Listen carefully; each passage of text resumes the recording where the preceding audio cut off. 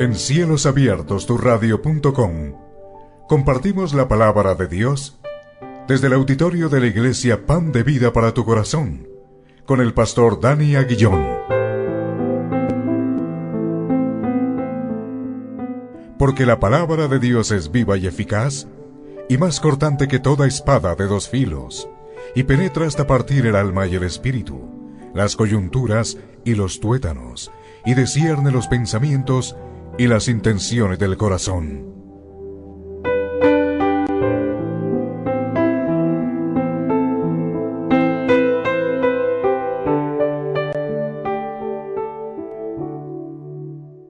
Y vamos a continuar nuestra serie, el Sermón del Monte, y vamos a ir a Mateo, capítulo 6, versículo 9 al 13. Vamos a estar leyendo porque qué bueno que podamos atesorar la palabra de Dios a nuestro corazón. Qué bueno que la podamos atesorar la palabra de Dios a nuestro corazón. Por eso vamos a volver a leer algo que ya hicimos hace 8 días, pero que bueno, volvámoslo a tener hoy. Entonces busquemos, por favor. Busquemos Mateo 6, versículo 9 al 13, y me van a ayudar en la lectura. Amén, ¿ya lo tenemos? Búsquenlo con toda tranquilidad. Mateo capítulo 6, versículo 9 al 13. Mire que por algo también estos ejercicios son muy buenos, ¿no? Que podamos mover las hojitas.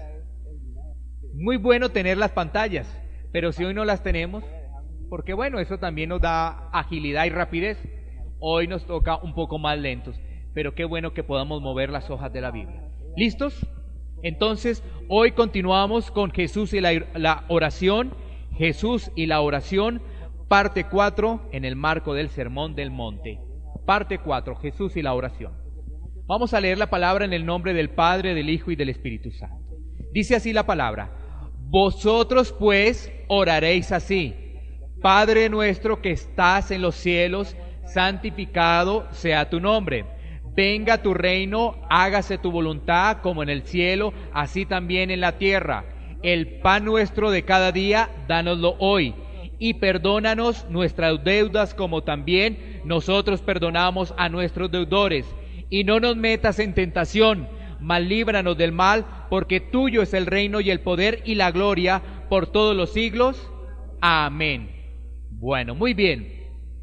Vamos a concentrarnos específicamente en el versículo 10, donde dice: venga tu reino, hágase tu voluntad como en el cielo, así también en la tierra.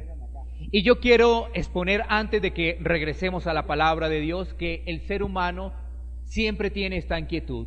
No sé cuántos de los que están acá y quizás de los que pueden estar escuchando a través de la radio se han hecho esta pregunta: ¿cuál es la voluntad de Dios para mi vida? ¿Qué es lo que debo hacer para hacer la voluntad de Dios? ¿Cómo es esa voluntad? Quizás algunos de los que estén acá se han hecho esa pregunta: ¿cuál es la voluntad de Dios que tiene para mi vida? Muchas veces tomamos decisiones, por ejemplo, tan importantes, trascendentales en nuestra vida, como con la persona que nos vamos a casar. Una decisión sumamente importante, y buscamos de Dios y pensamos que estamos haciendo la voluntad de Dios. A veces las cosas no se nos dan. Muchas personas, muchos matrimonios, lamentablemente, no obedeciendo la palabra de Dios, se separan. Y entonces piensa uno que Dios se ha equivocado, cuando realmente somos nosotros los que nos equivocamos. Somos nosotros los que tomamos malas decisiones. Somos nosotros los que tomamos decisiones inadecuadas que nos llevan a tener consecuencias. Somos nosotros. Por eso este tema es tan importante, que yo sé que cuando tú lo comprendes y vamos a mirar varios puntos de qué es la voluntad, tú realmente vas a entender de qué se trata hacer la voluntad de Dios. Por eso el Padre Nuestro es tan importante, porque recuerden que inicia diciendo Padre Nuestro, y como vimos hace algunos domingos, Padre no se le dice a cualquiera, ¿no es cierto?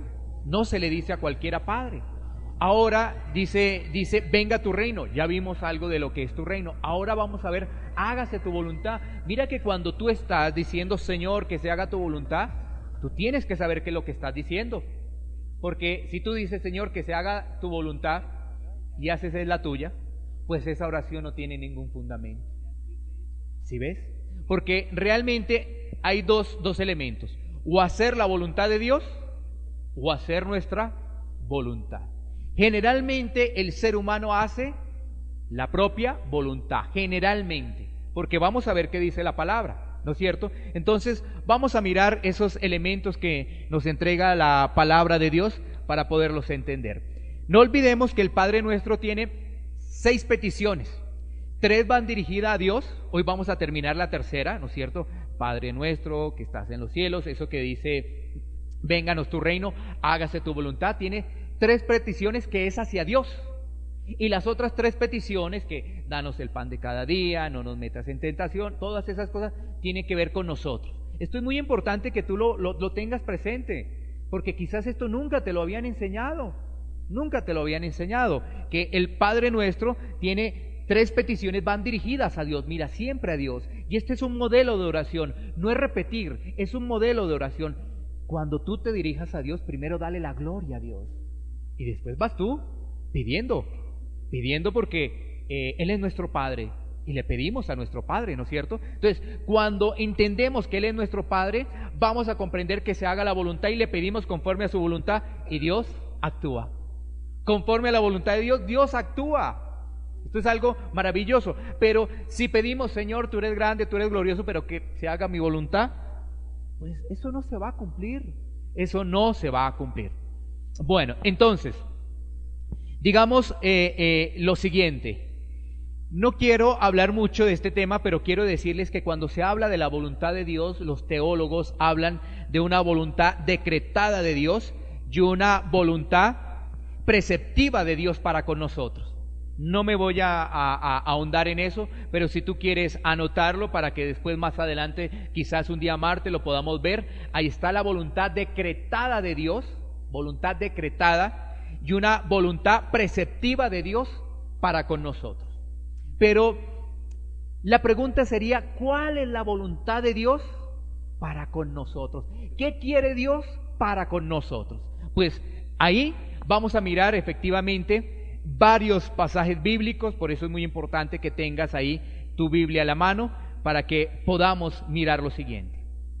Lo primero es que hay una voluntad que queremos hacer nosotros, ¿no es cierto? Y esa voluntad que queremos hacer nosotros está basada ¿en qué?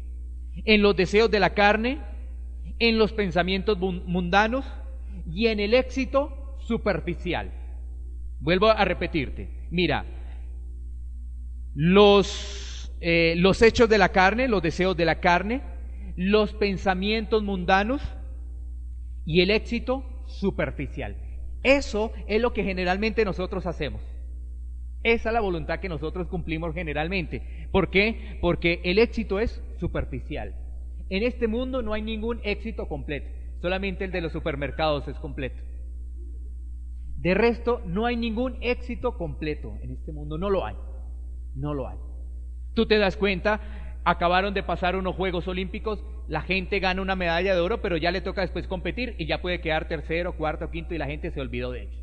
Hasta ahí llegó. ¿Sí ves? La fama es efímera. Hoy la tienes, mañana hasta luego. Muchas personas, por ejemplo, quieren ingresar, por ejemplo, al mundo de la televisión, están jóvenes, están esbeltos, están bellos, pero después de 10 años ya no lo llaman porque como ya no pasó el tiempo. Todo eso es efímero. Pero la gente quiere hacer esa voluntad, Tiene pensamientos, los pensamientos mundanos nos van a llevar ¿a qué? A pecar. Pero eso es lo que queremos hacer cuando hacemos nuestra propia voluntad.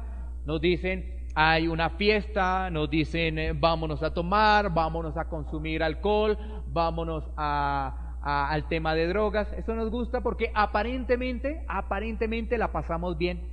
Pero después, ¿qué problema, no? Aparentemente. O sea, esto es 1 hora, 2 horas de estar full, 3 horas de estar full y después, ¿qué problema? Porque estamos intoxicando el organismo con drogas, con muchas cosas, estamos teniendo pensamientos que no vienen de Dios, porque quizás estamos compartiendo con personas que no son, que nos invitan a pecar, ¿no es cierto? Y después decimos, ay, caramba. Y después decimos, Señor, hágase tu voluntad. ¿Sí ves? Por eso no pasa nada en nosotros. Entonces, vamos a mirar 7 puntos con base a la palabra de Dios, 7 puntos de esa voluntad. 7 puntos, así que para que los tengan. El primero es orar pidiendo la voluntad revelada de Dios en nuestra vida. El primero es orar. Como aparece ahí, si ves, ese es un modelo de oración. Y en ese modelo de oración Jesucristo dice, hágase tu voluntad, orar. El primer punto es orar. Señor, muéstranos la voluntad que tú tienes para con mi vida. El primer punto es orar. Y aparece ahí en el pasaje que vimos de Mateo, capítulo 6, versículo 10. El segundo es mirar el ejemplo de Jesús. Segundo es tomar el ejemplo de Jesús. Miremos 3 pasajes bíblicos donde está Jesús, precisamente en ese tema. Vámonos a ir a Lucas 22, 42. Lucas 22, 42. Busquemos ahí la palabra de Dios, Lucas 22, 42.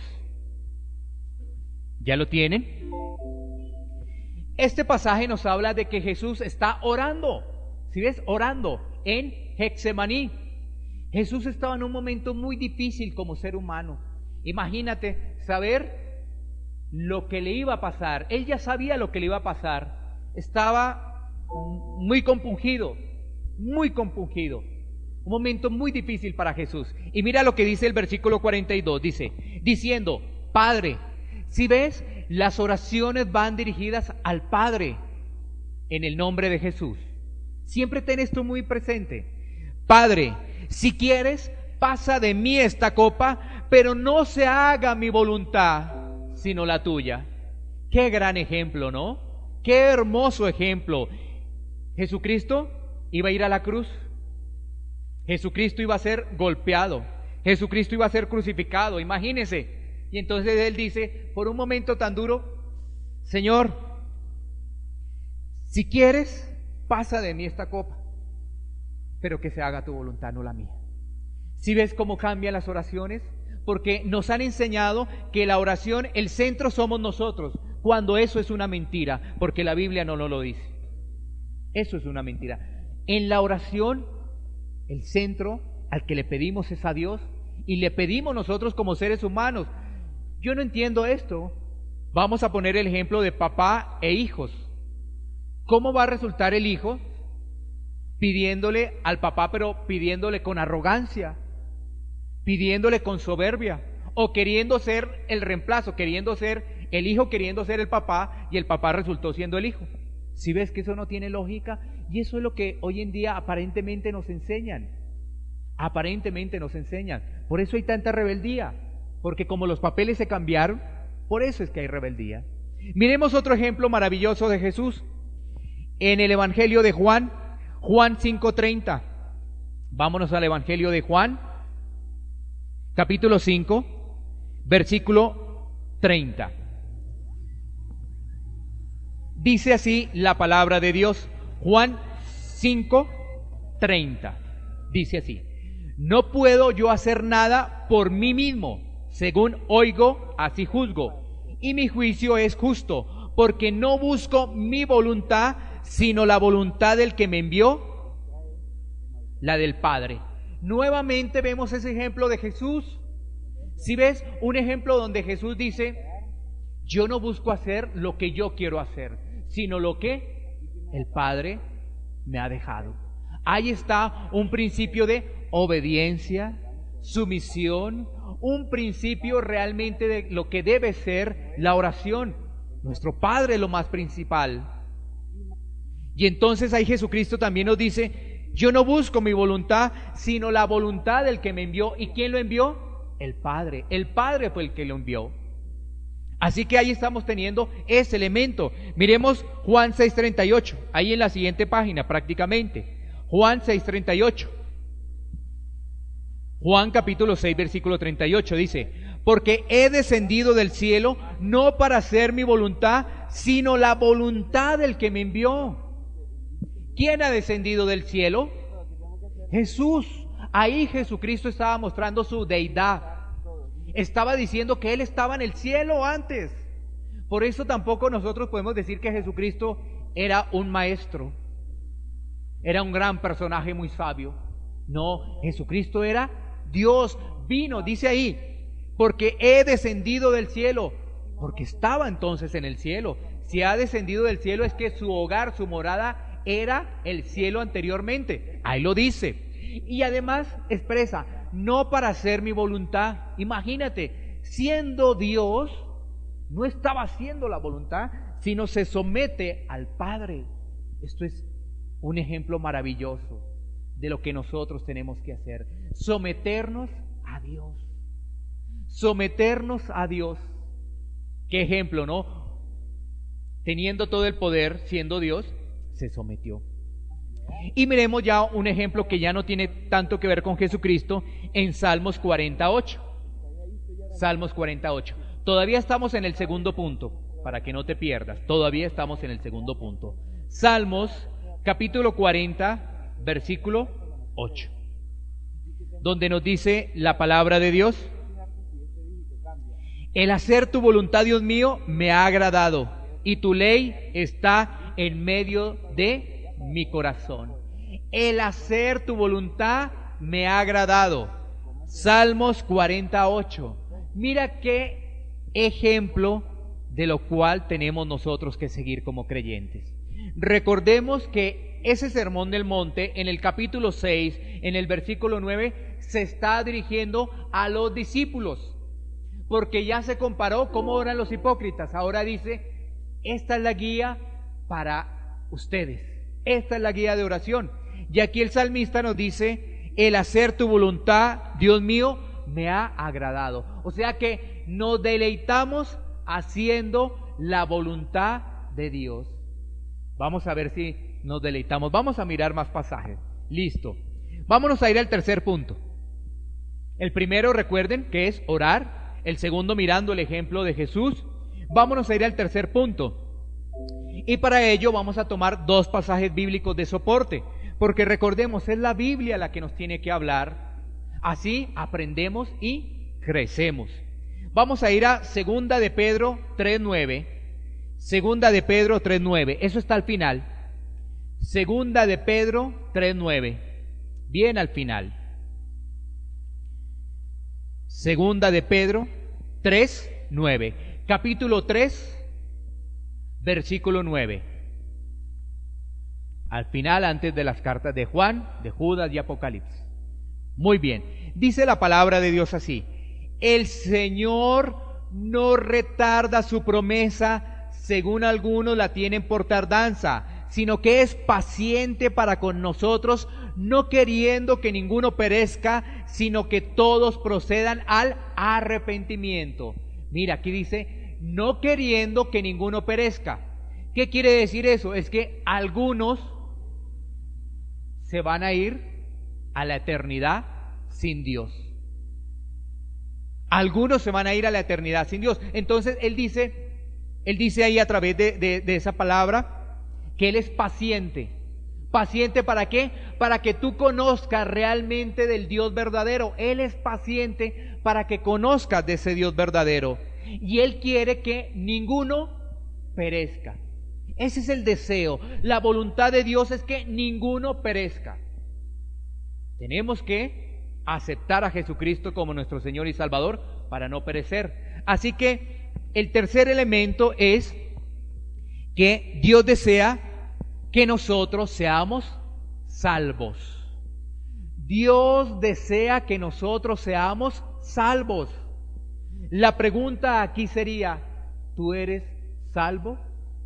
A los hombres tocaría decirle, ¿tú eres salvo? A las mujeres tocaría decirles, ¿tú eres salva? Esa es la pregunta. ¿Tú eres salvo? ¿Tú eres salva? Porque ahí empezamos, ahí empieza todo el recorrido, ¿no? Los salvos son los hijos de Dios. Los salvos son los hijos de Dios. Miremos otro pasaje que nos soporta esto que estamos hablando en Primera Timoteo, un poquitico atrás. Primera Timoteo 2:4. Primera carta a Timoteo 2:4. Un poquitico atrás. No mucho. Capítulo 2, versículo 4. Primera Timoteo 2:4, donde nos dice la palabra de Dios, el cual quiere que todos los hombres, ¿cuántos hombres? Todos los hombres, de así dice, todos los hombres, sean salvos y vengan al conocimiento de la verdad. Ahí encontramos a un Padre, a un Dios lleno de amor, lleno de amor, lleno de amor. Esto es algo que nosotros debemos entender. Dios no quiere que nos perdamos. Ahora la decisión está en nosotros. Es decir, el balón ha pasado a nuestra cancha, para utilizar un término del fútbol. El balón ahora está en nuestra cancha. Dios ya lo hizo, el sacrificio ya lo hizo. Ahora depende de nosotros. Depende de nosotros que empecemos a formarnos realmente como verdaderos creyentes. Porque si no, no somos salvos. Y si no somos salvos, estamos separados de Dios. Y tendremos una eternidad separados de Dios. Entonces, ahí eso nos da el soporte del tercer punto, ¿no? Dios desea que nosotros seamos salvos. Dios desea que nosotros seamos salvos. Bueno, esa es la pregunta que tenemos que hacernos internamente. ¿Somos salvos o no somos salvos? Una pregunta para cada corazón en esta mañana. ¿Somos salvos o no somos salvos? Bueno, vamos con el cuarto punto. Recuerden que son 4 puntos. El cuarto punto es: Dios desea que nosotros crezcamos espiritualmente. Dios desea, la voluntad de Dios es que crezcamos espiritualmente. Miremos los soportes bíblicos. Es decir, crecer espiritualmente es ser lleno del Espíritu Santo. Ahora, una persona que es salva tiene un regalo maravilloso, el Espíritu Santo. Una persona que es salva tiene ese regalo maravilloso porque el Espíritu Santo te va a guiar. El Espíritu Santo, el Consolador, te va a guiar, te va a ayudar a entender la palabra, te va a revelar la palabra de Dios, no conforme a tu voluntad, sino a la voluntad de Dios. Por eso cuando tú empiezas a leer cosas, te empiezas como a chocar, pero el Espíritu Santo te redarguye y te equilibra todo para decir, sí, yo tengo que obedecer a Dios, yo tengo que obedecer a Dios. Bueno, miremos al soporte de lo que estamos diciendo. Efesios capítulo 5, versículo 18. Efesios 5, 18. Donde nos dice la palabra lo siguiente. Efesios capítulo 5, versículo 18. No os embriaguéis con vino, en lo cual hay disolución, antes bien, sed llenos del Espíritu Santo. Tenemos que ser llenos, eso es crecimiento espiritual. Tú no te puedes quedar como un bebé espiritual. Miremos el ejemplo de los bebés, miremos el ejemplo de los bebés. Un bebecito necesita del cuidado de papá y de mamá. Si tú lo dejas solito, el bebé se muere. Claro, porque si tú no le das de comer, el bebé se muere de hambre. Si tú no le cambias el pañal, el bebé se quema. El bebé se quema si tú no le cambias el pañal. Si ves, el bebé necesita de sus padres. Pero el bebé, como todos, crece. El bebé no se queda bebé. Y resulta que hay muchas personas creyentes que se han quedado bebés. Se han quedado bebés.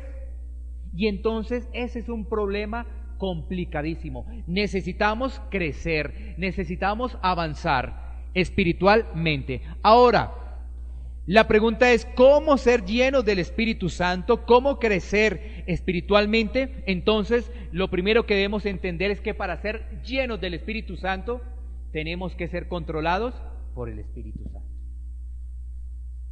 Claro, porque el Espíritu Santo te va a redarguir de pecado. Tú sabes que, vamos a poner un ejemplo, tú sabes que mentir está mal, ¿no es cierto? Y entonces tú dices por ahí una mentira, pero el Espíritu Santo te redarguye, diciendo, eso está mal, no hagas eso.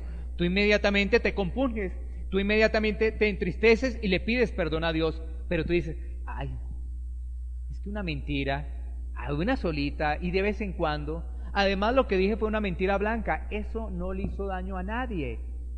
Entonces no tengo ningún problema. Si ves, hay dos caras de la moneda. La primera es que hay una persona que se le fue lamentablemente una mentira, pero inmediatamente es redargudida por el Espíritu Santo y pide perdón. Y no se pone a pensar, ¿será que es que esa mentira no le hizo daño a nadie? Esa es una mentira blanquita, no tuve ningún problema. ¿Sí ves Dios? Ahí hay un problema, porque no te sujetas al Espíritu Santo. Tú tienes que ser controlado por el Espíritu Santo. Ahora, para ser lleno del Espíritu Santo, el otro punto es obedecer la palabra de Dios. Porque si tú no obedeces la palabra de Dios, pues no vas a ser lleno del Espíritu Santo para nada. Más bien, por eso está el ejemplo ahí de Efesios, dice, no os embriaguéis con vino, en lo cual hay disolución. Mira que está hablando, ser llenos, está hablando como de un vaso, ¿no? Porque dice, no os embriaguéis con vino. ¿Dónde se sirve el vino? Bueno, está hablando un vaso, una copa, ¿no es cierto? Entonces dice, más bien llena tu copa es del Señor. No llenes tu copa con la inmundicia del mundo. No, llena tu copa con el Señor. Entonces, somos controlados por el Espíritu Santo y obedecemos la palabra de Dios, que además es revelada por el Espíritu Santo. No sé si a ti te ha pasado esto. Tú empezaste a llegar a los caminos de Dios, te dijeron, oye, tienes que leer la Biblia, lee la Biblia, come Biblia, pasa la Biblia por todo el momento, a toda hora, y entonces tú dices, bueno, vamos a ver lo que me dicen allá, eso es. Y tú empiezas a leer y tú dices, esto no lo entiendo. Ay, esto no lo entiendo, ese libro no lo entiendo, y pum, lo dejas por allá. O lo dejas en la sala y lo abres en el Salmo 91 para que todos lo vean que estás leyendo el Salmo 91, pero nunca pasas del Salmo 91 en la casa. Siempre el Salmo 91. Entonces, ¿qué pasó? Es el Espíritu Santo el que te revela la palabra para que la puedas entender. Porque después tú dices, ha pasado 4 o 5 meses, ¡ay, esto decía aquí la palabra! ¡Oh, cómo lo entiendo! Gracias, Dios mío. Pasa un año y tú dices, esto no lo entendía, pero ahora sí lo entiendo. Leí hace un año, leí Levítico, y hoy este año lo estoy volviendo a leer, todo Levítico, y digo, el año pasado no lo entendía, pero tú persististe.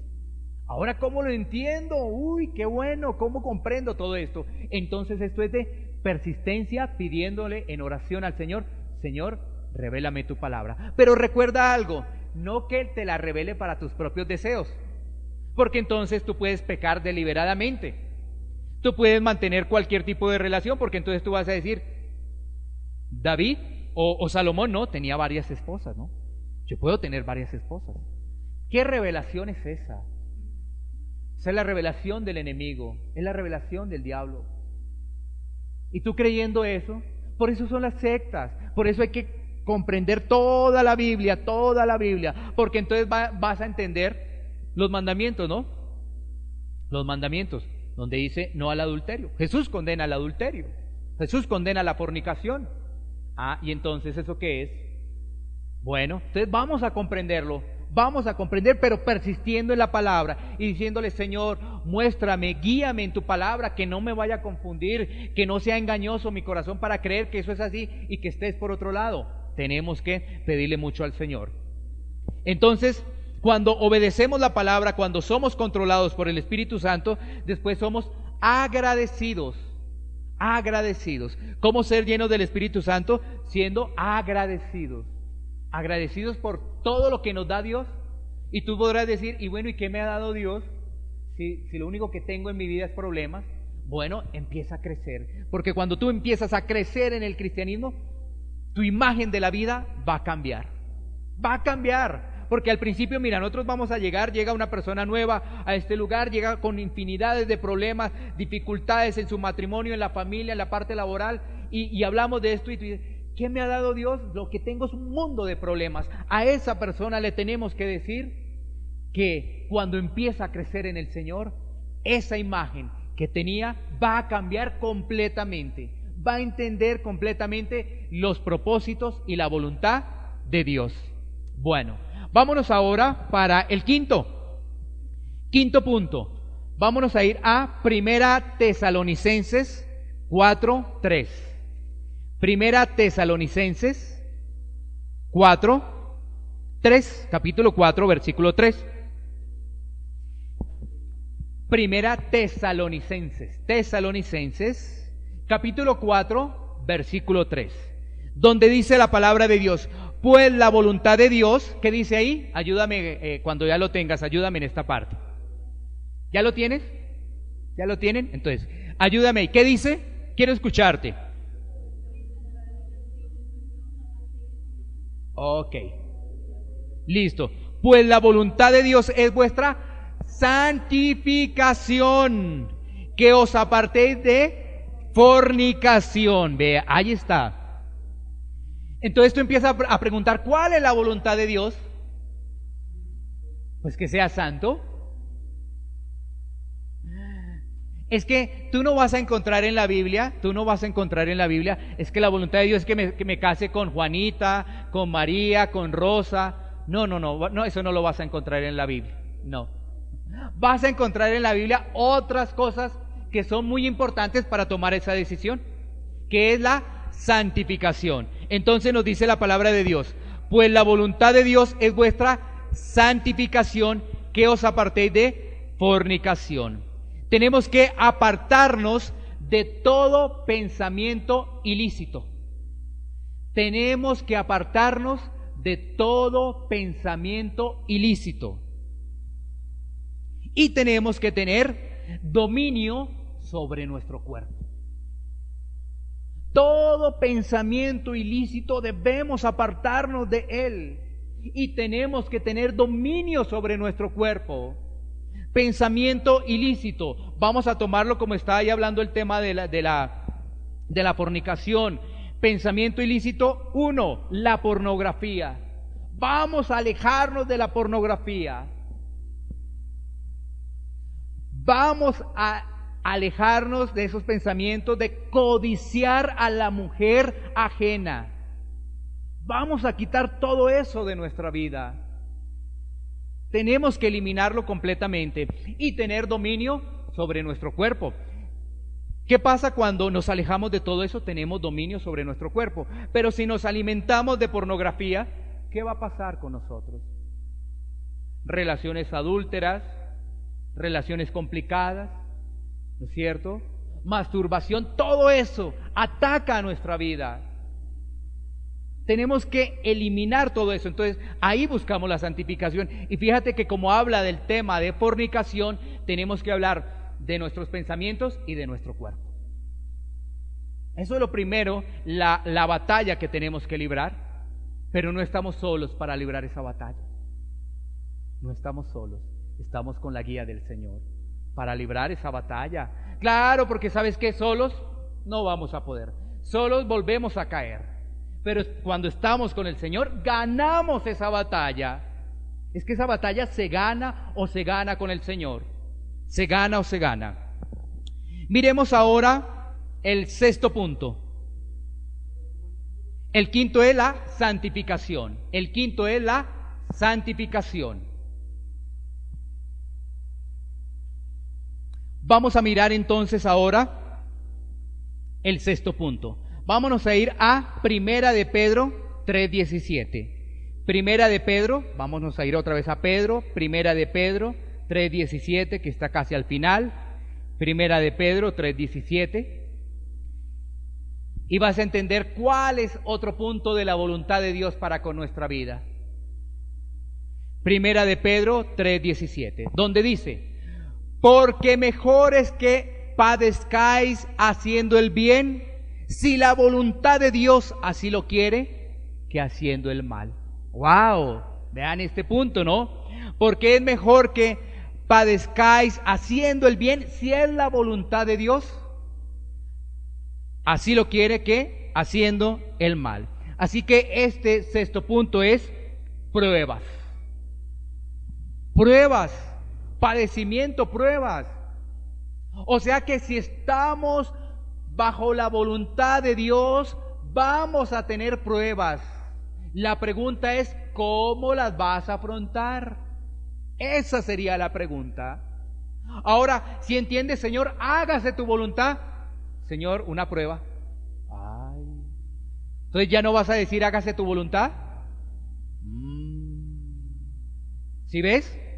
Porque cuando tú dices, Señor, hágase tu voluntad, tú le estás diciendo, Señor, pues si tu voluntad es una prueba, pues entonces envíamela. ¿Listo? ¿Sí ves? Mira lo que dice la palabra. Ahí lo dice claramente la palabra de Dios.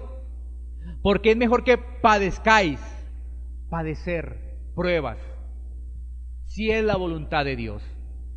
Porque mira lo que dice ahí, primera de Pedro 4:12, ahí más adelantico, no se muevan mucho ahí, porque ahí está más adelante, primera de Pedro 4:12, dice así: amados, esto está hablando a los creyentes porque le dice amados, no os sorprendáis del fuego de prueba que os ha sobrevenido como si alguna cosa extraña os aconteciese. ¿Sí ves? Pruebas. Pero es hermoso someterse uno a la voluntad de Dios porque uno crece.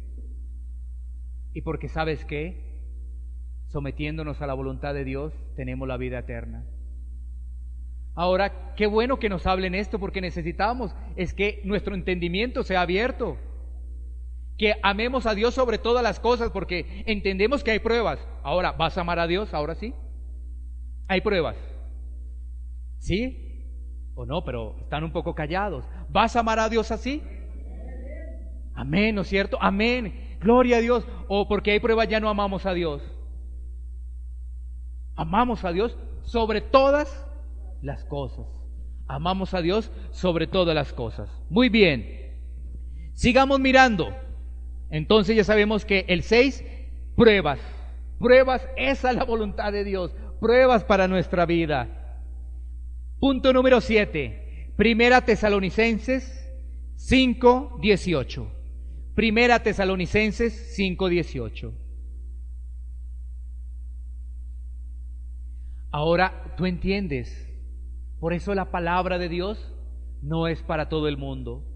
Tú vienes a este lugar y te hablan de pruebas, tú dices, ay no, pues yo estoy cansado, yo vengo a que me arreglen la vida.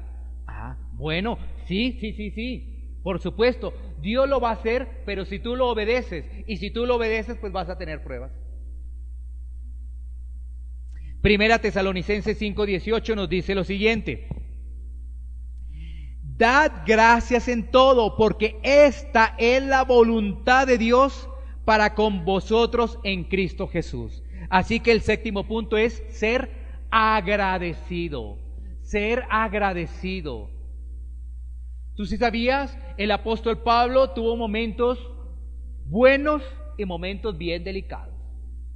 Momentos de abundancia y momentos de estrechez. Pero él en todo momento glorificó a Dios. No importando la abundancia, no importando la estrechez, como sea, seguía amando a Dios.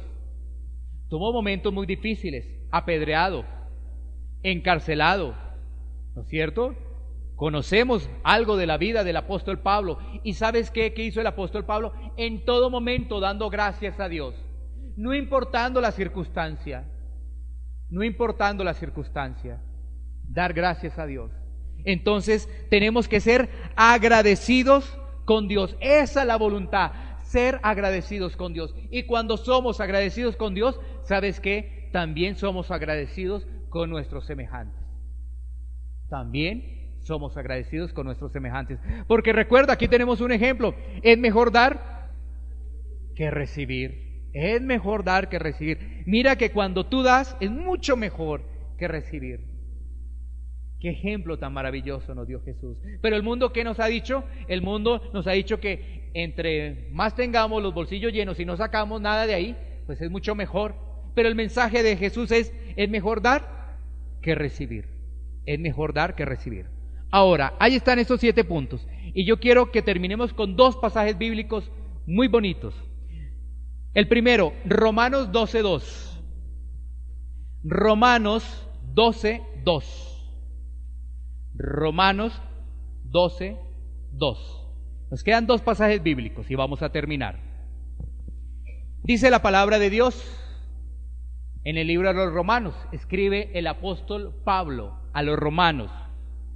Dice: no os conforméis a este siglo, sino transformaos por medio de la renovación de vuestro entendimiento, para que comprobéis cuál sea la buena voluntad de Dios, agradable y perfecta. Así que la voluntad de Dios es buena, es agradable y es perfecta. ¿Por qué es buena la voluntad de Dios? Porque envió a su Hijo unigénito para salvarnos. Por eso es buena la voluntad de Dios, porque Él envió a su Hijo, a su unigénito, para salvarnos. Ahora, ¿por qué es agradable la voluntad de Dios? Porque gracias a su unigénito tenemos entrada ante el Padre. O sea, ahora somos aceptos. Es que antes no podíamos ir ante el Padre, no lo podíamos hacer. Si no reconocemos a Jesucristo, no podemos llegar ante el trono. La puerta está cerrada. Ahora, reconociendo a Jesucristo, somos agradables ante Dios. Por eso dice buena, agradable y perfecta. Porque el pacto de Dios a través de la sangre de Jesucristo te salva de una vez y para siempre.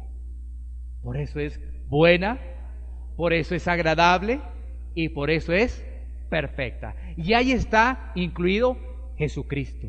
Ahí está incluido Jesucristo. Buena, ¿por qué? Porque envió a su Hijo. Si no envía a su Hijo, todos nos íbamos para la paila, todos nos íbamos para el pailón. Porque es agradable, porque ahora tenemos entrada podemos tener entrada al trono de la gloria. ¿Y por qué es perfecta? Porque con ese solo sacrificio podemos tener salvación. No necesitamos nada más. No necesitamos nada más. Que vamos a ir a Monserrate allá de rodillas, que vamos a ir a hacer tal cosa, que vamos a hacer lo otro. No necesitamos nada más. Aceptar a Jesucristo, leer su palabra y obedecerla. Y finalicemos con Primera de Juan 2:17. Primera de Juan 2:17. A lo último. Primera de Juan 2:17.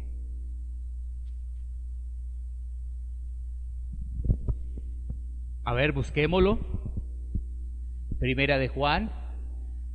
A los que no lo tengan, los hermanos que ya lo tienen le pueden ayudar a otra persona para que tenga este último pasaje. Y les vamos a dar tiempo para que lo busquen. Primera de Juan, capítulo 2, versículo 17. Quiero que por favor cuando lo tengan lo vamos a leer todos, por favor. Así que búscalo ahí. Cuando ya lo tengas, me das un amén para... Amén, listo. Entonces lo vamos a leer todos. Vamos a contar 3 para que nos salga bien bonito y nos quede bien en la grabación. 1, 2, 3.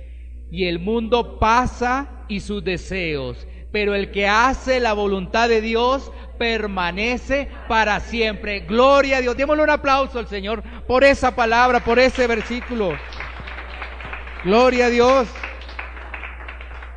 Dice, y el mundo pasa, pero el que hace la voluntad de Dios permanece para siempre. Aquí hay una promesa de Dios para tu vida, para que tú entiendas y comprendas cuál es la voluntad. Ahora, cuando tú dices, Padre nuestro que estás en los cielos, venga tu reino, hágase tu voluntad, ¿ya estás entendiendo qué es lo que dice?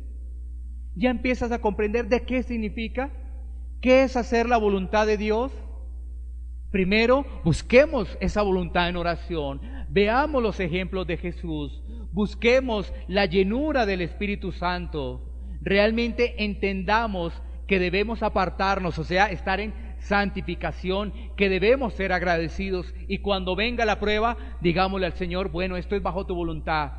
Como ha llegado la prueba, tú también me vas a sacar de la prueba, pero de la prueba voy a aprender, la prueba me va a hacer crecer. Mira que a uno le pasa algo, por ejemplo, en el tema de la prueba, uno hace un negocio, ¿no? Y en ese negocio no le fue a uno bien, perdió mucho dinero. Entonces viene alguien y te dice, mira, te pasó esto, pero ¿sabes qué? No te va a volver a pasar, porque de eso aprendiste. Entonces tú dices, sí, yo aprendí. Pero vuelve y se te presenta otro negocio así bien llamativo, dinero, dólares, euros, y tú dices, ¿será que sí? ¿Será que no? ¿Será que lo tomo? ¿Será que lo hago? Y tomas la decisión y sí, y volviste y la embarraste. ¿Sí ves? Ahí está, es que tú de la prueba aprendes, pero aprendes para no volver a caer.